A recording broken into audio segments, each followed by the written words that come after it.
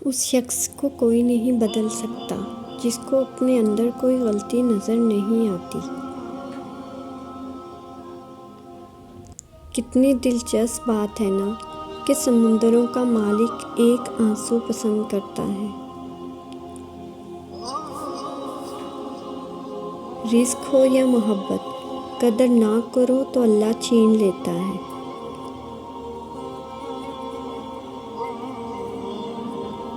کبھی کبھی ہمیں اپنے ہی انتخاب مار ڈالتے ہیں۔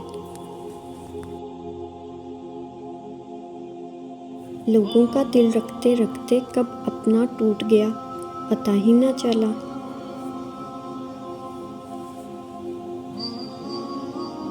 کچھ لوگ ایڈز کی طرح ہوتے ہیں، انہیں سکپ کر دینا ہی بہترین حل ہے۔ بہترین انسان وہ ہے جس کا وجود دوسروں کے لیے فائدہ مند ہو۔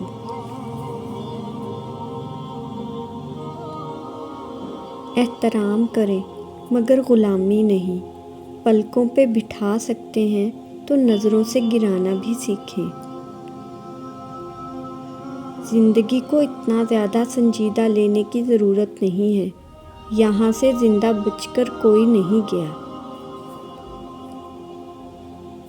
میں نے کچھ ایسے غریب بھی دیکھے ہیں جن کے پاس پیسوں کے علاوہ کچھ بھی نہیں۔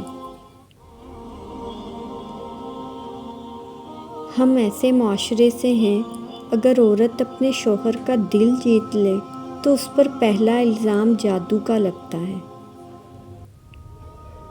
اپنے اندر کی گندگی کو دوسروں میں تلاش کرنے کو شک کہتے ہیں۔